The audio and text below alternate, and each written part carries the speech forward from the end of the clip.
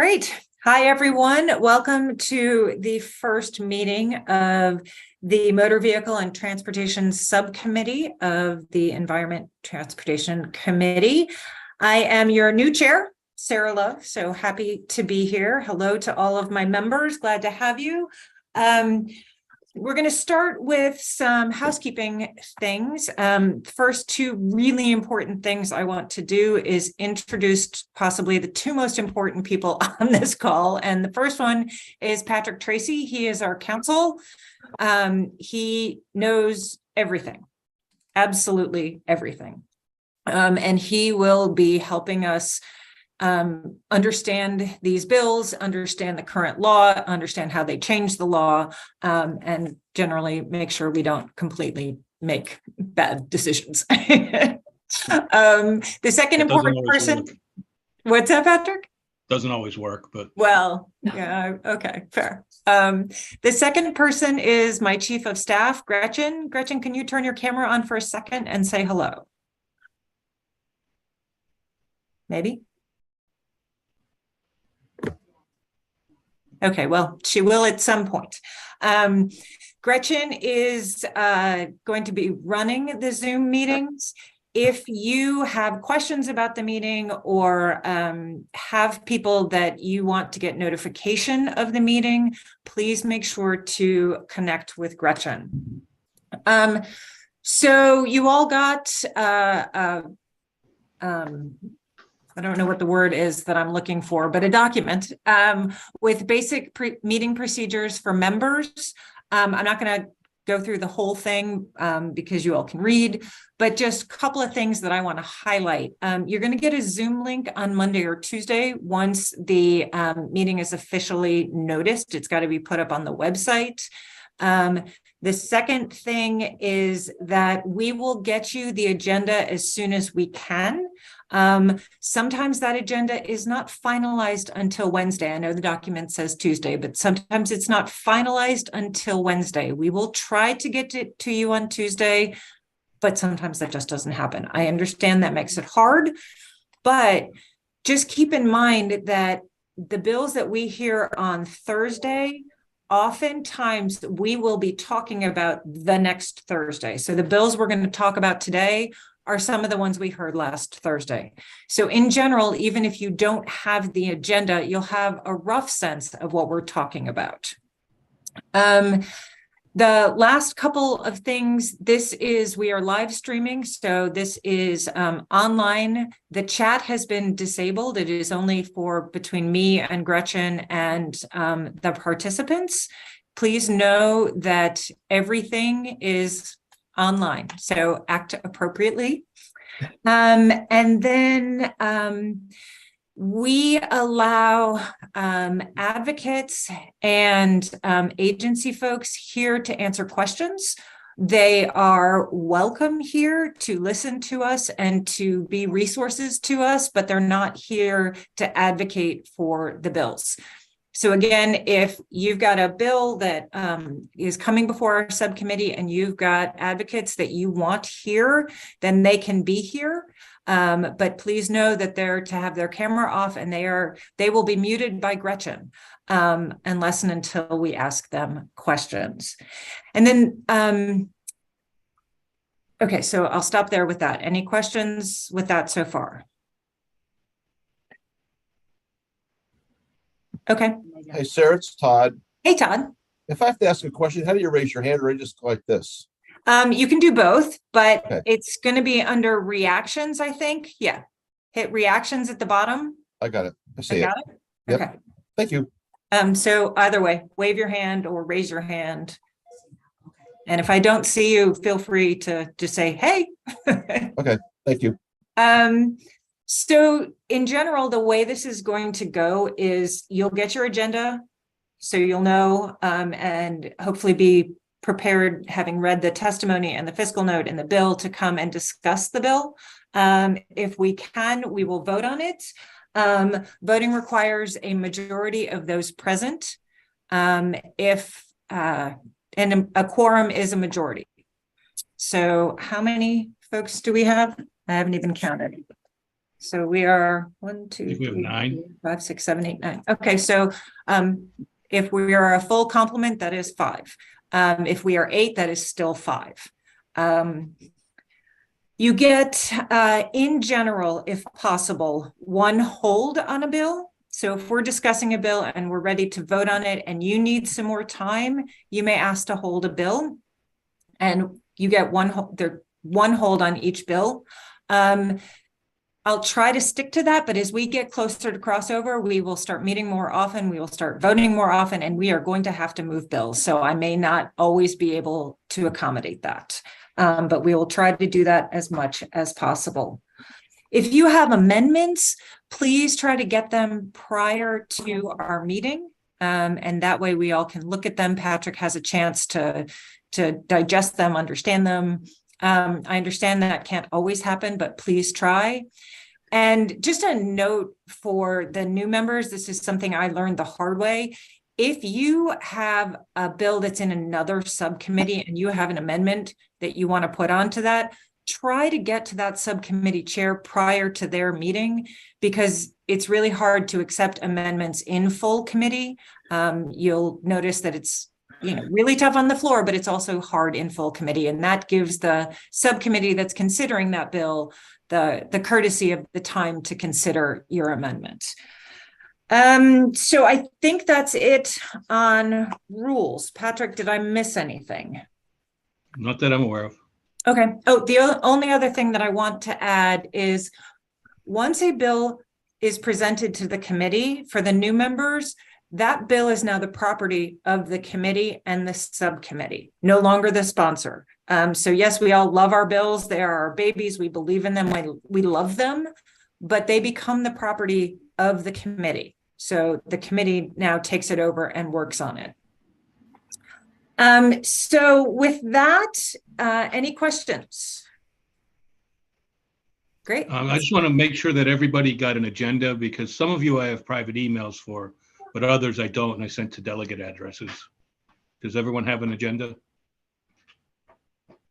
I'm not sure that I do, no, but it's possible that I have it and I just forgot that I have it. It would have been sent to your delegate address. Okay, yeah, maybe I do haven't not. seen it, but that's okay. And it would have been sent to your delegate address too. The personal or the office? I'm sorry, just to verify. Office. Okay, because I just asked them for it as well. So we'll search through. It came Yeah. yesterday. Delegate Guyton, do you have another question? Okay, great. So we will start with, start discussing HB 7. Patrick, will you take us through it, please? Okay. HB 7 is the extension of the electric vehicle recharging equipment rebate program. It's a current program. It runs out, I think it is actually already run out, or is running out at the end of this fiscal year. And it also increases the amount to 2 million from 1.8 million. We do have amendments for this as well. Number of amendment requests, actually. There's amendments to differentiate between the types of charging stations, increasing the dollars. A number of people asked to increase the dollars. NRG was asking for a third-party assigner, which I didn't quite understand. And then the sponsor wants to strike the $2 million limit and just give the Maryland Energy Administration flexibility on the amount to run the program. And then Delegate Ruth wanted to put in some provisions related to service stations and the like. That I'm looking for her amendment now. Patrick, can I interrupt you for a second? Can you, for the new members, just give a little bit of background as to the bill and what it's all about? Certainly. Thank you. Okay, well, this is for recharging for electric vehicles. The state gives rebates for individuals, service stations, which apparently isn't well used, and businesses that install electric vehicle charging equipment, and then apply, and then they get rebates. It's a subsidy, if you will, for electric vehicles. It's 1.8 million is under the current law, under the current program, which would end. It's not a sunset technically. It's just only authorized through fiscal year 2023, which is now. And then the bill extends it through fiscal 227, I believe, increases the amount from 1.8 to 2 million because they go through it very quick. They run out fast. And then that's pretty much it. It's been a pretty stable program. We haven't changed it much other than extending and increasing it over the years. Yeah, through 2027. I'm trying to find Delegate Ruth's amendment. I actually kind of thought her amendment was interesting, but I thought it might be a bill of its own. She described it at the hearing. I remember that. Here we go. She was the bill itself actually does take charging stations out of the program, out of a fear that they would gobble up all the money. You mean retail charging stations? Gas stations, if you will, retail gas stations. Okay. And she wants to put it back in, and for gas stations that were in operation before this year, where motor vehicle is sold. And then she has a subsidy for EV charging stations that are capable of providing a minimum of 50 kilowatt hours of electricity, $25,000, and for 150 kilowatt hours of electricity, $50,000. And then she splits the rebate 50% on application, and then 50% when they meet a goal. The retail service station must measure the uptime for each electric vehicle charging station for which it was received after operating for 2 years, submit a report to the administration, and if they achieve 97% uptime over the preceding 2 years, they get the second half. That's why I think it's kind of another bill. Probably would need testimony and all that. Uptime, for the record, she defines that in her bill.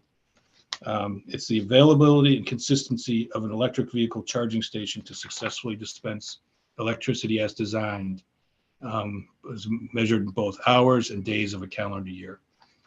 So it sounds to me like it's basically saying it's working. Okay. So another question for you. The bill requires the governor to put in an annual appropriation from the Maryland Strategic Energy Investment Fund. Can you explain to the members what that is? Yes. Okay, the Maryland, if you're all familiar with the Regional Greenhouse Gas Initiative, that is where they sell NOx credits and the like. And they raise money and it goes into the Greenhouse Gas Initiative, and they're supposed to use it for, climate change, global warming, abatement, if you will. And then part of that is electric vehicles, part of that's in housing, a lot of it's in housing and the like, heat pumps, things like that. So there's an electric vehicle subsidy comes out of that. And also this rebate for charging equipment. And it's not just Reggie that funds it too, I believe. I believe things like the Volkswagen settlement, which was required to put it into effect to mitigate the damage that the Volkswagen scandal caused. So that went into SEEF, Strategic Energy Investment Fund. So there's other sources, is what I'm saying. Usually settlement of lawsuits. I think there's another one out there now too that might go in there. Great, thank you. So members, we're not going to vote on this bill. We're just going to talk about it today because I know it's a new topic for a lot of folks. So fire away. Who's got questions? Thoughts, questions about the bill? Delegate Healy. Just to get the ball rolling on this, I wanted to ask if we have since this has been an ongoing program for a while, what kind of companies or locate municipalities or is it local government? Who's using the money now? Who's got these rebates, and how many are there out there, and how are they using them? Do We would know? have to check. We would have to check with the Energy Administration, which we can do before next week.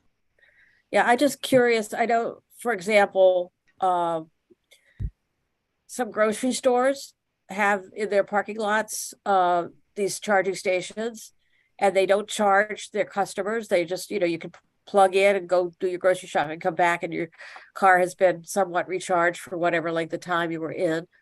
I've seen them in the parking lots of homeowners associations or other kinds of places, or even in municipal parking lots. Those are the ones that I've seen that are actually, they don't charge people to use them. It's some kind of benefit that they give to their customers or to their constituents at this point. And I just wondered if that is the kind of thing that the subsidy is designed for. The statute doesn't really put any limits on what it would be used for. I imagine you could get a subsidy and charge for it. Okay. The idea is to get the infrastructure up and running. Okay. And that places that companies like UPS or something like that have a whole fleet, they could set up these charging stations for their vehicles and charge them whenever they come back in for service or overnight or whatever. Would they be eligible to use those as well? I believe so, yeah. Okay. There is a limit for businesses. Let me see here.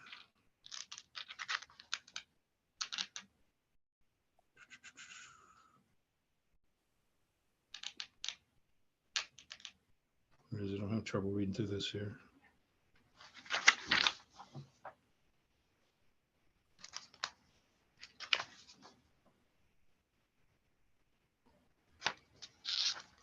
Oh, I'll find it. There is a limit of individuals can get one at their own house. I know that. And then businesses have a limit of like 10 or something like that. I'll get that for the next meeting. Okay, and maybe a chart that shows what they cost.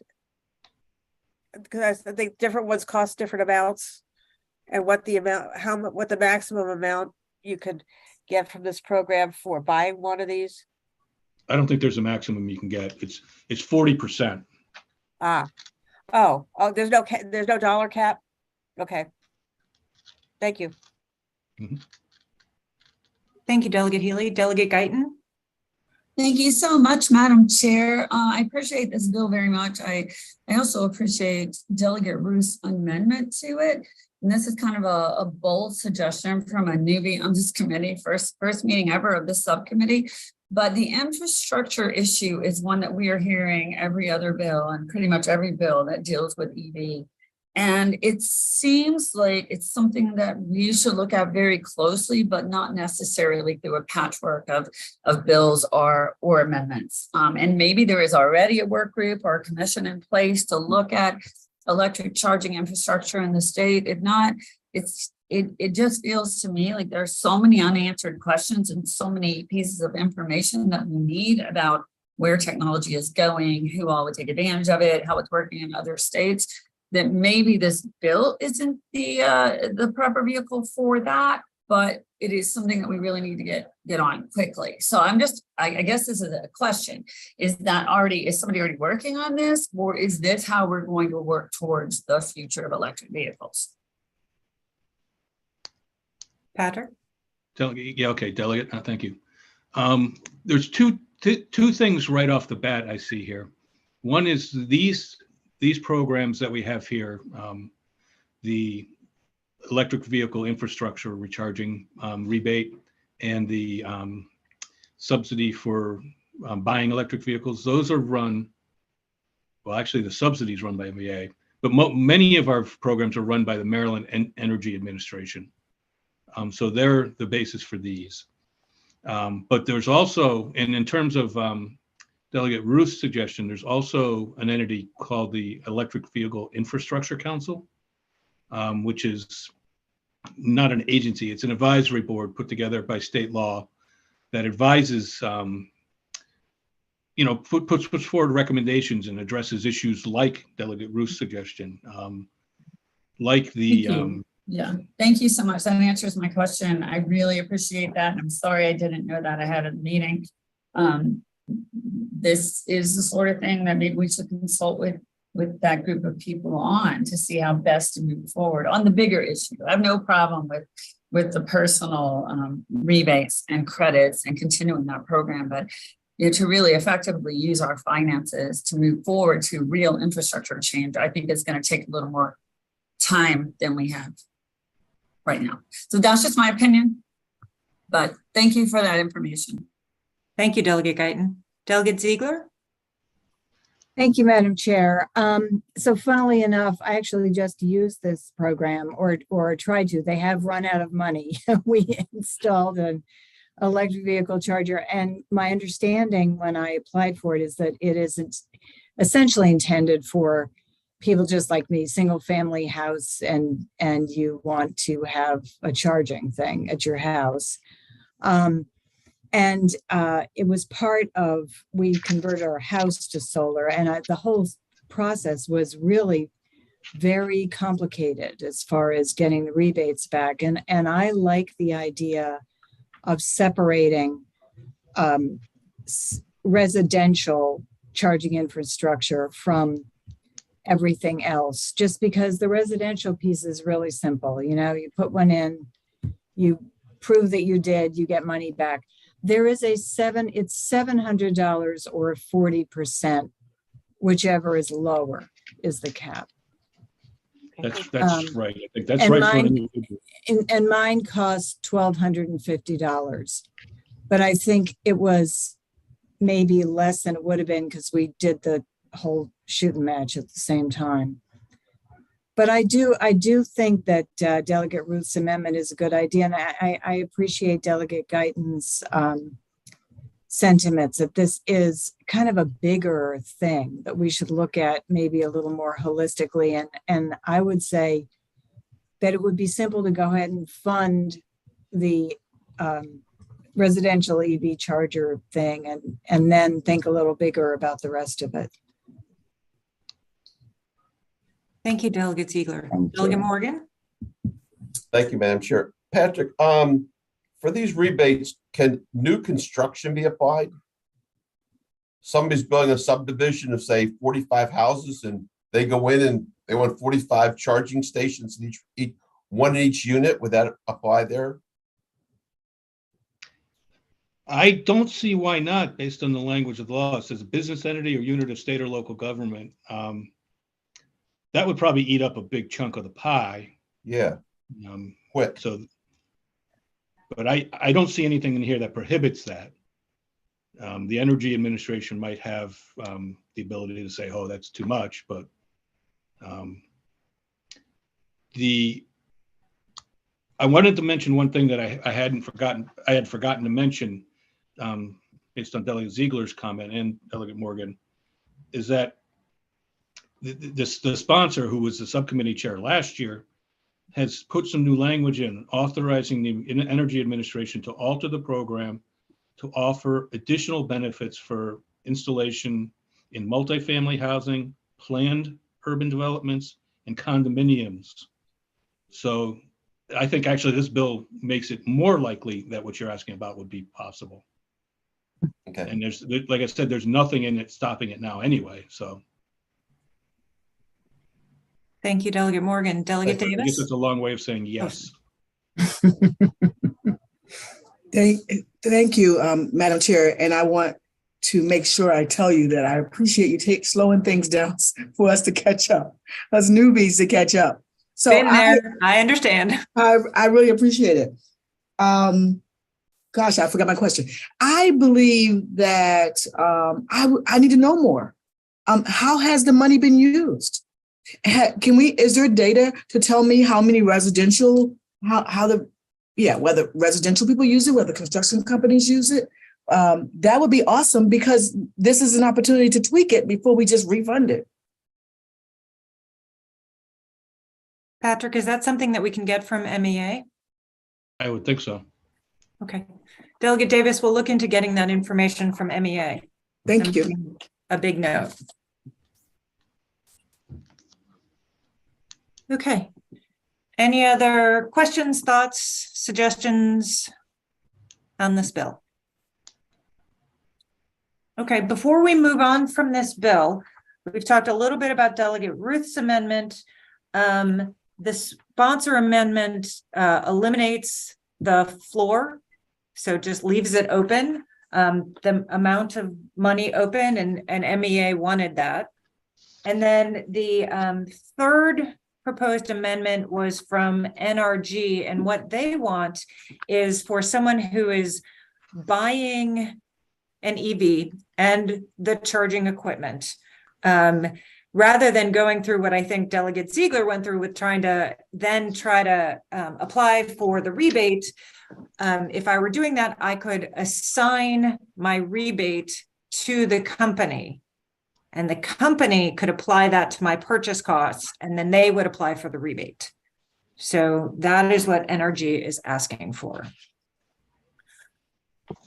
And Okay. I should mention that they state that the customer would be paid in full for their rebate, but I'm not quite sure how that would work. Who would be, I mean, because I'm not sure the third party is doing this for free. Yeah, that's a good question. That was my question too. When they came to me, I didn't understand what they were asking for. I would Yes, agree. Delegate Morgan, go I ahead. don't know what Energy was asking for either. They came and talked to me. Since they're a third party that buy electricity from anywhere, you go back for the rebate, they're going to get, do they get the money from the customer, or are they getting the money from the user who's providing the electricity in hopes that that electricity will be purchased by them versus going through, say, BG&E or Pepco or something like that? Well, maybe we need to invite them to the next subcommittee meeting to ask that question, or, you know, I can talk to them and try to find that out. But clearly there is some more information we need to gather on that one. And for the record, I kind of saw the third party, and I could be wrong here, as kind of like a title service agent, where, you know, you're going to buy an EV and you go and have them do all the paperwork for you at the government agency. Again, I don't know where their benefit would come from, but I saw it as a sort of a title service agent. Yeah. Yeah. Okay, anything else on this bill? Okay, so we've got some homework to do, Patrick and I, and then we will continue conversations on this bill. And can I Awesome. say one more thing that's really more Please. of a general comment? Yeah. Just so everybody knows going forward. We were going to have to hold this bill anyway, because any bill over $100,000 fiscal note, and this one's obviously 2 million, we'll have to go through appropriations and the Speaker's office for approval. And there's a new process for that this year that I'm going to try for the first time right after the subcommittee meeting. But we have to get approval for this. I'm quite certain we will for this one, but it's a process. Everything's a process around here. Yep, and that will apply to every bill that comes in with a fiscal note over 100,000. Exactly. Okay, so we are going to turn to HB 20, Vehicle Laws, Horse Riding Helmet Required for Minors. Patrick, take it away, please. All right. For those of you who were on the subcommittee or the committee last year, this is a reintroduction. This bill did pass this committee in the House last year, where, guess what? It didn't do anything in the Senate. Well, I'll go through the bill first. This bill requires people under 16 years of age to wear a helmet while riding a horse. Horse riding on a highway, public horse riding path, or any other property that's open to the public or used by the public for pedestrian vehicular, thank you, traffic. It does not apply when you're at a competition or rally that are not, where the helmets are not historically part of it, crossing a public highway, separating private land, engaged in agriculture, or this is new from last year for everybody, a member of an Amish or a Mennonite community. Delegate Morgan might find that interesting. Um, and then an adult, like we use the example of someone who might have a Girl Scout troop or something. If they are supervising a Girl Scout troop, so you got 10 kids here without a helmet, that's one violation, not 10. And then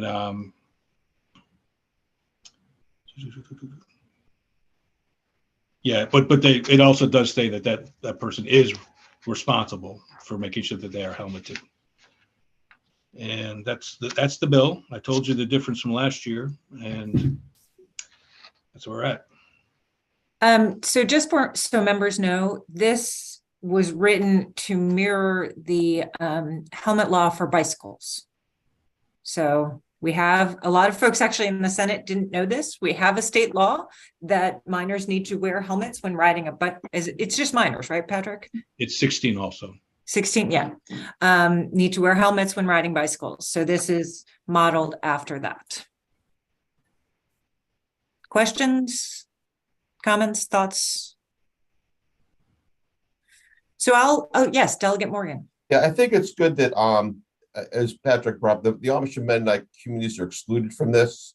Down by me, that's a big thing because, they're all over the roads and things like that, and they're very safe. It's the, I quite frankly think it's the automobile drivers who are much more scary to the Amish community than the Amish community is scared of the, or the English, I would say, put it that way.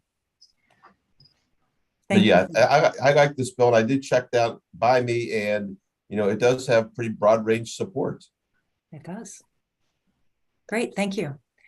One issue that came up on the floor last year that I wanted to raise with this subcommittee is the question of your local fair, and there's a pony ride. So where I grew up, there was a village green, and there was a little area that was roped off, and ponies were walked by usually somebody in high school, and little kids were put on them.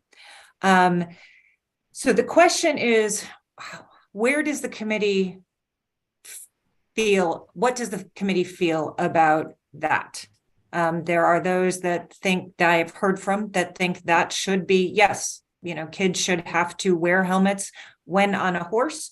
There are others that don't think that because it's very, very safe. And they don't want their kids putting on helmets that 64 other kids have had. It's a question that I think we need to address. And I'd love to hear from the committee as to what you all think about that particular situation. Yes, Delegate Morgan.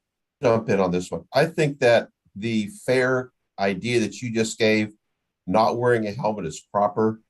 If you think about all the kids that go to these rides, the last thing you want to find is you got hair lice from the kid who was there before and something else, and then you go to school and the hair lice, it just explodes. So I think that as far as a fair, something like that where you're being led around on the horse, the helmet should be excluded. Thank you. Others? Delegate Healy? I agree. I think that that's a very safe situation where they're walking, they're not actually riding the horse, they're actually just sitting on it while somebody else leads them around a little bit.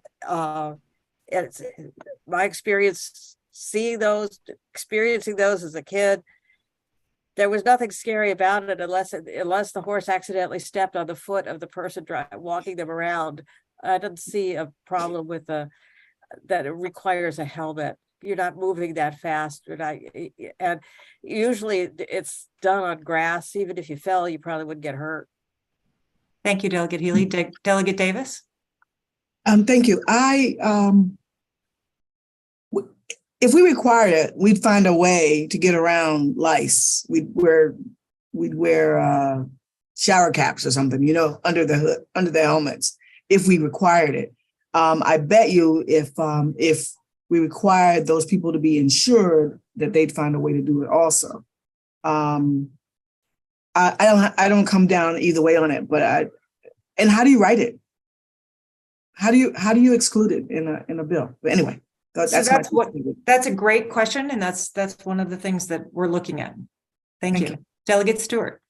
Thank you, Madam Chair. I agree with Delegate Morgan. I would exempt it, not only for the reason that I think that it's an extremely safe environment. I've taken my own son actually to Butler's Orchard in Montgomery County, where they not only have a fair, but they have pony rides basically every weekend. So I think to the point that Delegate Davis raised about drafting it, I do think we're going to have to make it pretty broad to encompass all these different pony rides, because it's not just like the county fair that happens annually. You know, a lot of these farms have, this is like a very frequent event, especially like in the fall. But yeah, I mean, I don't like the idea of having to wear hairnets to avoid hair lice. I kind of feel like the odds of kids being harmed by lice in this sort of situation are actually way higher than the idea that a kid would ever be harmed by the pony. Thank you. Delegate Ziegler.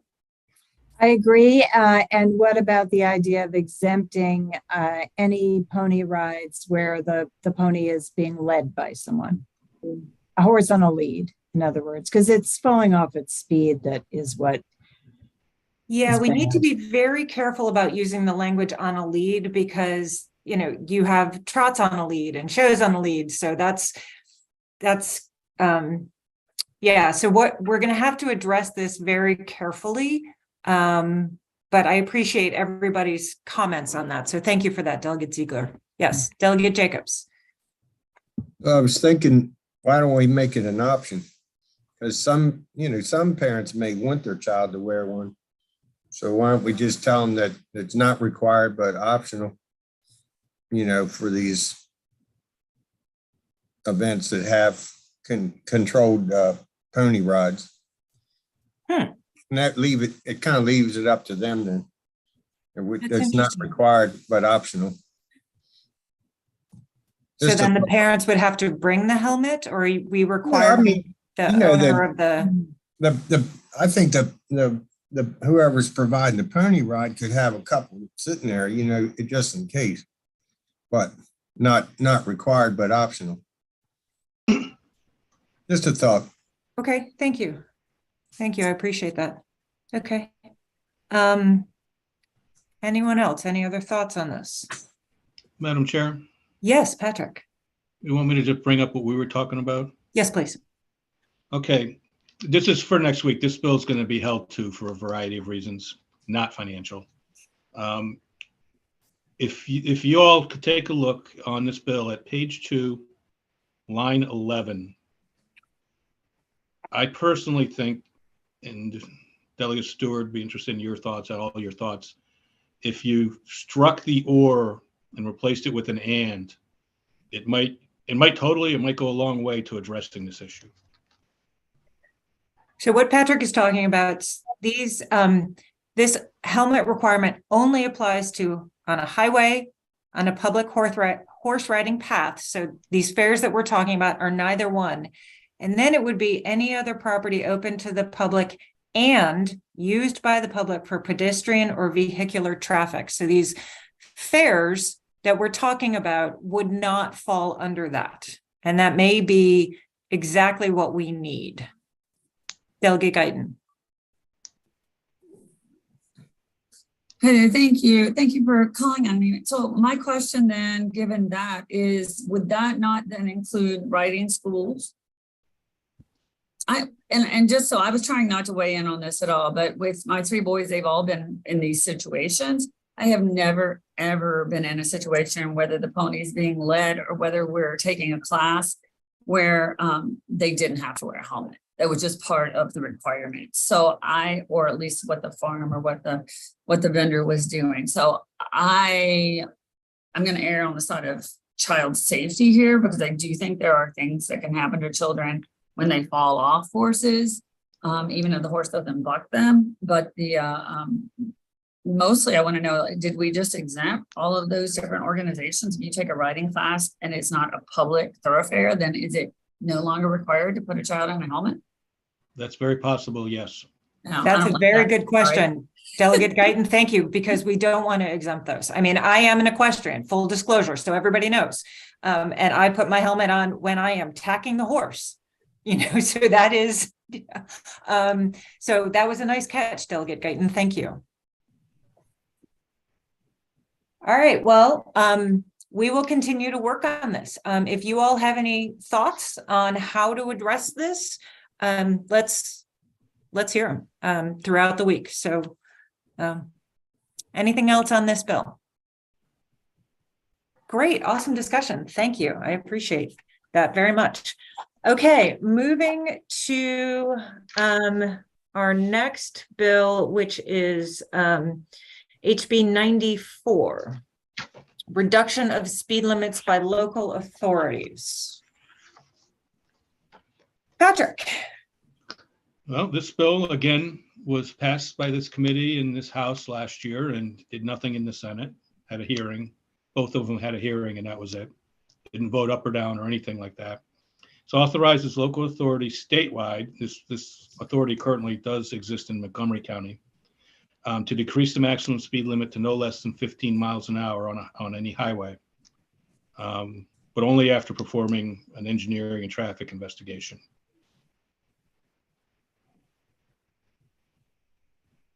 So I actually have a question about this bill, Patrick. I thought that it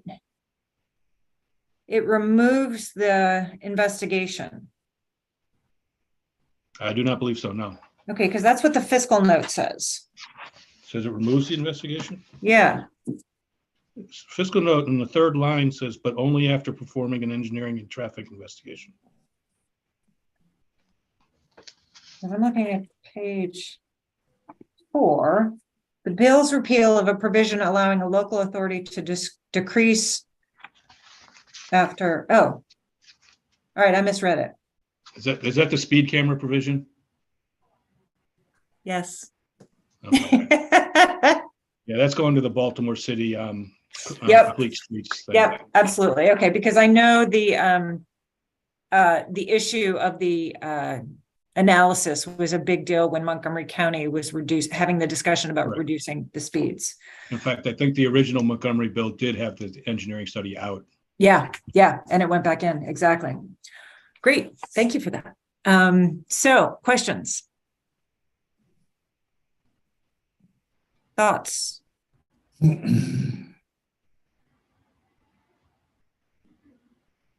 Yes, anyone? Yeah, I have a question. I just Yeah. want to make sure, is this exactly the same as what passed last year? I would be glad to parse it, but yeah, I think so. Okay, thank you. Delegate Morgan? Is this enabling legislation? Yes. Yes. Thank you. Delegate Davis? Yes, thank you. What problem are we fixing? Is this just for state roads? Is it for local roads? Is it for all streets? I don't understand. All highways. So what's the problem? It's in Charles County, we can change it on local streets. We can't change it on state streets. Is that the issue? No, well, the issue is that the current law is 25, I believe. And go ahead, Delia. Yeah, and but there's already an exception. If it's an urban area, it can be reduced to 15 miles an hour now. But I think that there were other places in the state where local jurisdictions wanted to be able to reduce it for local reasons, and they were not able to do that because of this state law. So they want to have the opportunity to do that. Hey, Patrick, can you define highway for the subcommittee? Highway is every public road. You know, behind me here is little St. John Street. That's a highway. College Avenue is a highway. Route 50 is a highway. Beltway is a highway. So it's not just state roads, it's every road. Not just state roads, state, local, municipal, county. They are Yep. highways. Yep. So to your question, Delegate Davis, right now in Charles County, they cannot reduce it to 15 miles an hour. Outside of an urban area. Outside of the yes. urban areas. Thank you. Yes. Delegate Stewart. Yeah, I was just going to take a shot at answering Delegate Davis's question. I know that in MoCo, this was a big topic of discussion because it was introduced, I think, 3 straight years as a local bill. So we talked about it ad nauseum. It seemed like it was introduced for like 8 years, but I was only there for 4, so it couldn't have been 8. But But basically, yeah, the problem in Montgomery County is we had a lot of roads that were mostly inside the Beltway roads, but not directly in the urban districts that were really, a lot of pedestrian traffic, or maybe there was like a really like narrow turn, or there were all these other various examples that people were concerned with. And we couldn't lower the speed limit anymore, even though the traffic engineers knew that 25 miles per hour was not a safe speed on these certain segments of road. And so it just gives the locals flexibility to accommodate their local conditions. And I know that if Montgomery County has this issue, as which a county that probably has among the highest percentage of like urban districts of anywhere in the state, that I'm sure some more rural areas too have these like little tiny segments of their road that get really dangerous if you're going too fast or even remotely fast. Any other questions?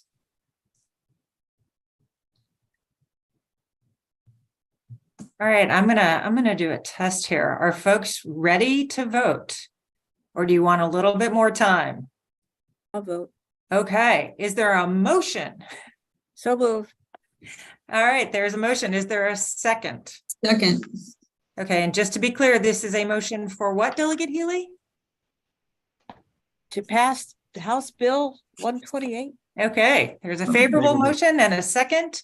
No, that's the wrong one. I read the wrong number. Sorry. I was gonna say, you made a mistake. I made a 94. mistake. It's House Bill 94. Thank you. Favorable motion on House Bill 94. There's a second. All those in favor, please say aye.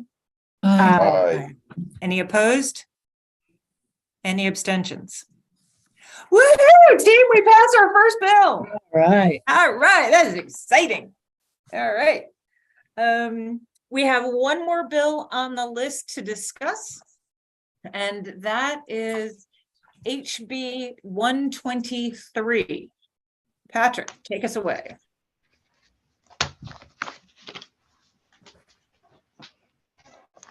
Okay. This is interesting. This is a bill that probably should have been in last year. Current program, or the former existing program, would allow plug-in electric drive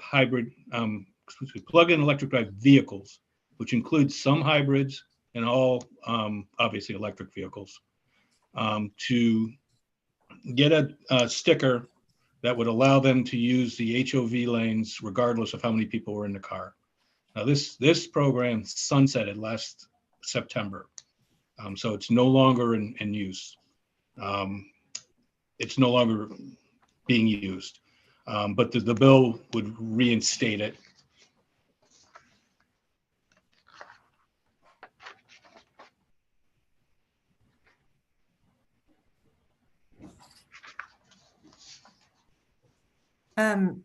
Patrick, this is authorized by a federal program, correct?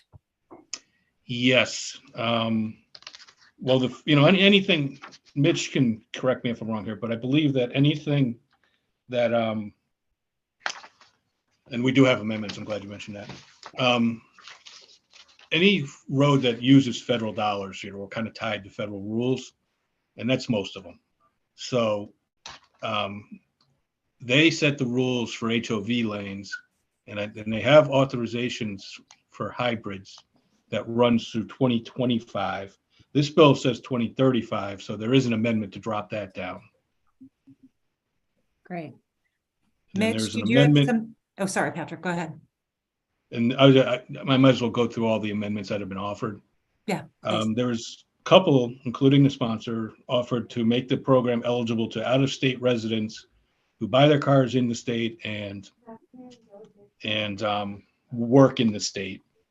And then there's a sponsor amendment to, instead of requiring the administration, the MVA, the state highway, and the state police to design the permit, it authorizes them. I believe that's probably a nod to the fact that the permit already really exists. And then it's interesting. I don't know how we do this. It's maybe Mitch will have something to say about this. Scott Wilson, if you remember him, he's on we call it EVIC, the Electric Vehicle Infrastructure Council. He says he's been behind cars that have these stickers and can use the HOV lanes, but he knows they are not EVs or plug-in electric drive vehicles. So are we checking on these good enough? I don't know. This is a little bit of a he said, she said thing. We'll just have to kind of dig into it a little bit maybe, but those are the offered amendments. Mitch, did you have anything to offer here?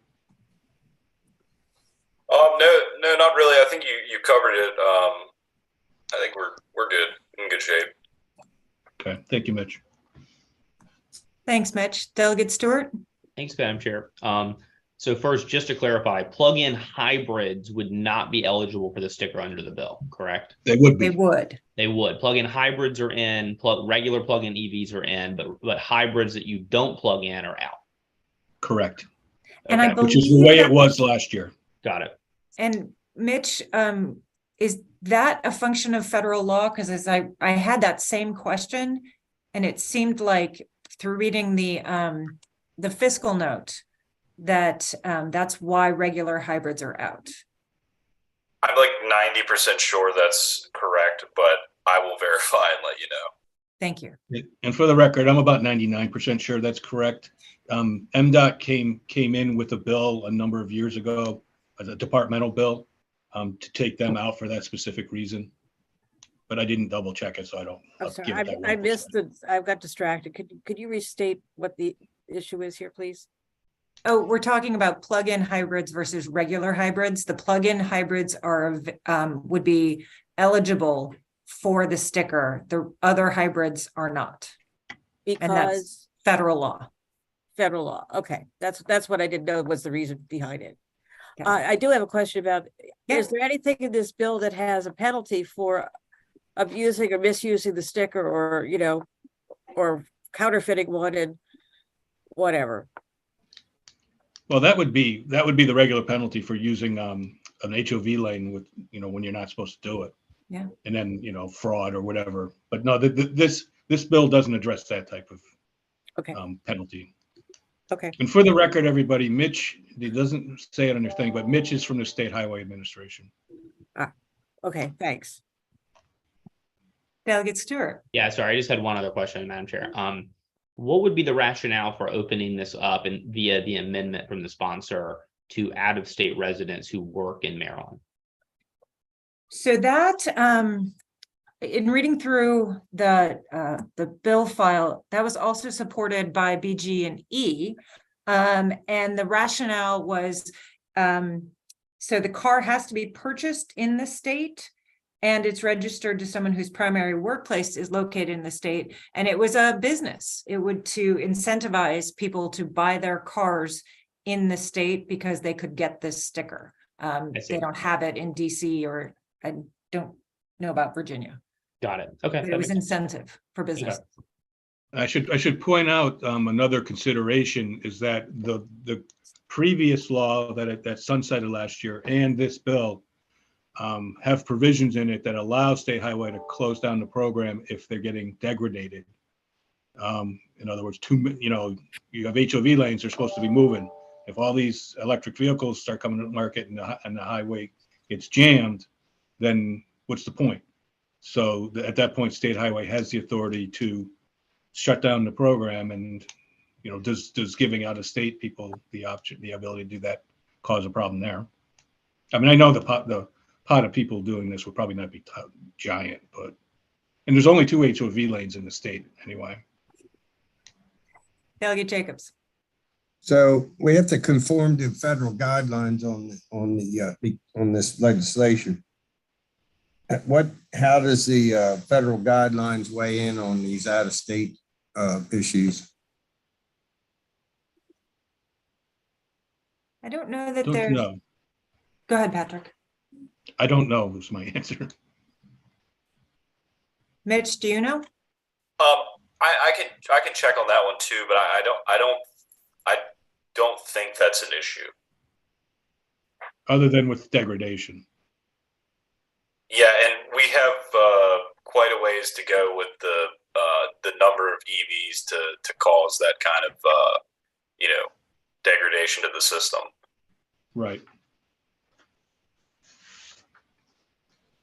So Delegate Jacobs, do you want to wait for an answer, or are you comfortable with